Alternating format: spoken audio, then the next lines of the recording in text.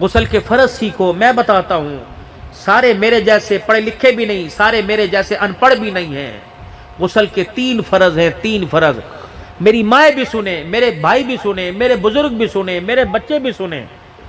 نہا سوتے ہوئے احتلام، کپڑے خراب ہو جائیں، بیوی کے پاس جاؤ، شرعی تقاضے پورے کرو، فوراً، بڑا غسل نہیں، چھوٹا غسل تو لازمی، وضو تو فوراً کرنا چاہیے، فوراً۔ پانی ٹھنڈا ہے، لوڈ شیڈنگ ہے، موٹر نہیں چل رہی، اتنا تو بوتل میں پانی ہے کہ وضو کے فرائض پورے کر لو، اور جب پانی آ جائے فوراً نہ ہو۔ جن کپڑوں پر، جسم کے حصوں پہ جہاں گندگی لگی ہوئی ہے، پہلے اس کو دھو، کپڑے کو صاف کرو، پھر اس کے بعد غسل کا طریقہ۔ اور ایک کتنی بے شرمی کی بات ہے، میری بہنیں غیرت کی پڑیاں، میری بچیاں غیرت کی چڑیاں، میں ناپاک کپڑے اتار کے مشینوں کے اندر پھینک دیتا ہوں، جب میری بیٹی ان کپڑوں کو دھوتی ہے، کیا بغیرتی نظر نہیں آتی؟ کپڑے ناپاک ہوں، باتھ روم میں جا کے اس داغ والے حصے کو خود دھو، کہ تاکہ میری حیا میری بہن سے بھی بچ جائے، میری ماں سے بھی بچ جائے۔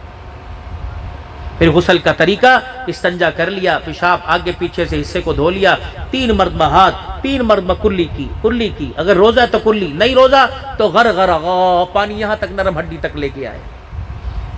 پھر 3 مرتبہ ناک میں پانی ڈال دیا، نرم ہڈی، ہلکا سا اوپر کیا، نرم ہڈی تک پانی آ گیا۔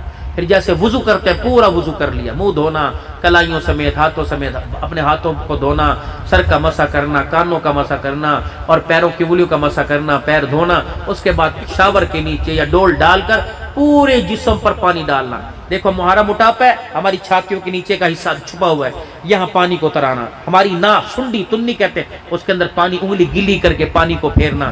چڈے انسان کے یہاں سرین کے پیچھے والا حصہ پانی نہیں جاتا، بہ جاتا ہے، ہاتھ پھیر کے یہاں پانی پہنچانا۔ ٹخنوں سے پیچھے جب پانی گرتا ہے، ٹخنوں سے پیچھے ہاتھ لگا کر پانی پہنچانا۔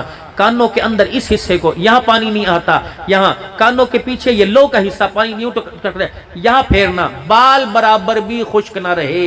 آپ کا غسل بھی ہو گیا، آپ کا وضو ہو گیا۔